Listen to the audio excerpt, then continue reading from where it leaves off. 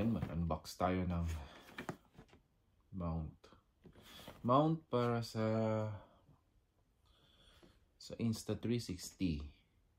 Ayun, binili ko lang siya online.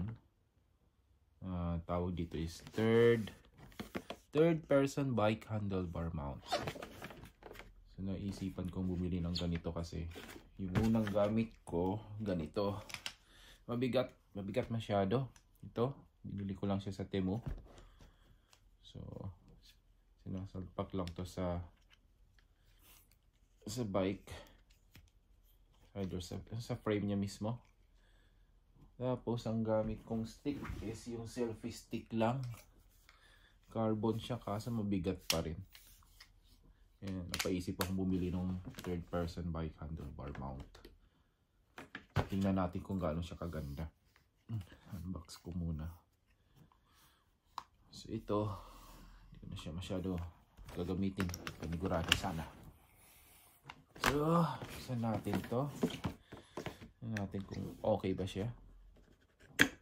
Sana okay. Sana okay siya. Yun. So, ito lang. Ito. Okay. Ito yung instruction na kung paano i-install. So, napakasimple lang. 3 steps lang.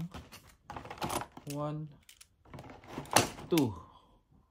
So, carbon siya. Carbon made. Okay. Then, dito lang malamang isasalpak to. So, i-try natin siya sa folding bike saka sa road bike. Try natin siya sa folding bike and road bike. Ano to?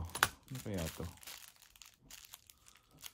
Ano po ano to? Baka extra lang. Extra lang. Parang ganito rin. May libre siyang ganito rin. Extra. Okay. Try natin salpak sa bike. Sa folding bike muna. Luwagan ko muna to. Masyadong sikip.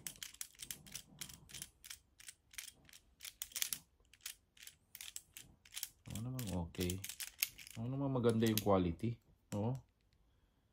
Carbon.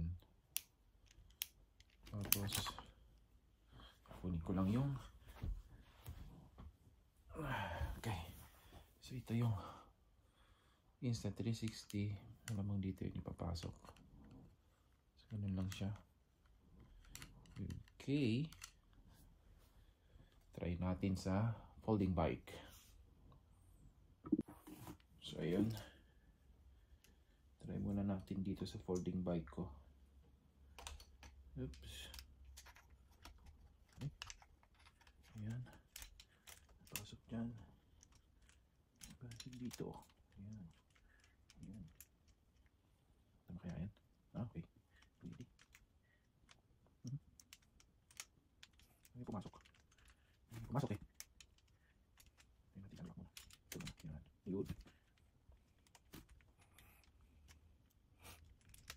Nunod ko muna.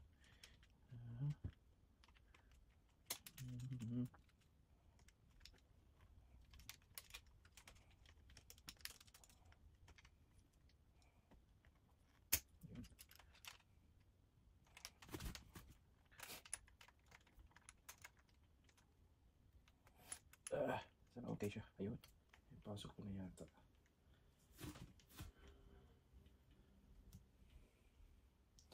So yun o. Pasok ko na. Ito yung itsura niya. Sa likod niya. Ayan. Ayan. Ikot lang. Para mahigpitan pa siya. Higpitan lang natin ng maayos. Tignan natin. Ayun. Tapos ito dito yung stick. Pwedeng ma-adjust to. Ayan. Ba't hindi nahulog sa baba pala siya. Ayan ko yung stick. Tapos yung stick dito.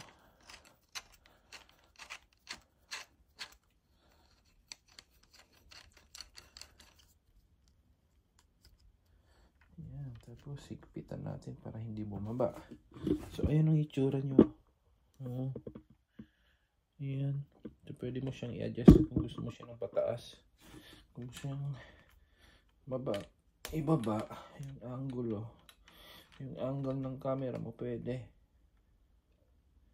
Wait. Ayan. O yan, pwede. Kunyari ganyan. Pwede pa siyang iangat. Ayos. Tapos nasa center pa siya. Lagyan natin sa center. Ayan, pwede. Let's say, dito yung camera. So, ganyan ang itsura niya. Lagyan natin yung camera kunyari. Ayan. So, ayan siya. Dito yung camera. Ayan. Ayan, side view. Pwede. Okay pala siya sa folding bike. Try natin sa road bike. Try natin sa road bike kung mag-fit to. So yan, try naman natin sa road bike. Sana mag-fit siya. Medyo mataba yung handlebar. So try natin. Try natin dito. Alright. Okay. Masok naman.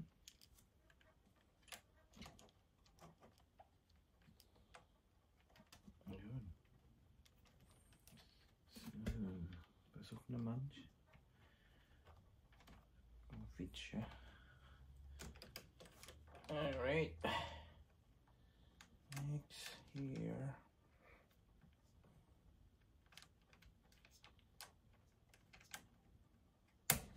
Yun.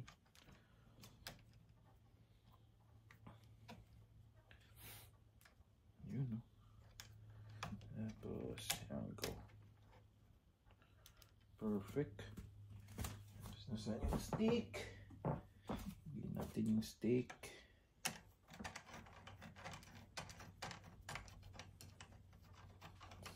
Yun, perfect siya sa road bike. Okay siya sa road bike. Ayan.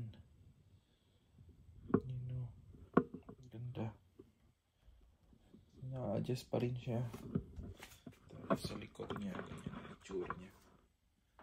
Ayan. Ayan, kahit nilagyan mo pa ng ilaw dito, okay. Kasya pa rin. Ganyan ang bike din. Pwede pa rin. Ayan. Ayun. Post ako ng next video na ito yung gamit ko. Yung natin kung matibay siya. Diba?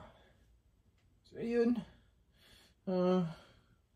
Ang price nito dito sa New Zealand is $85.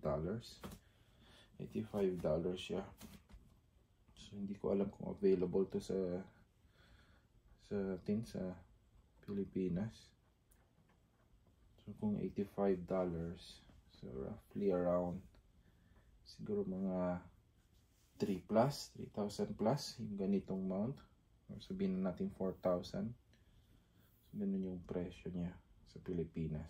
Pero mukhang matibay naman siya. Mukhang sulit naman siya. Ang brand niya, Insta360 din. So, product pa rin ng Insta360. Mukhang okay naman. Tibay naman siya. Alright. Try natin gamitin. Then, i-post ko yung video kung okay. Kung okay yung kuha. Alright. Bye-bye. See ya.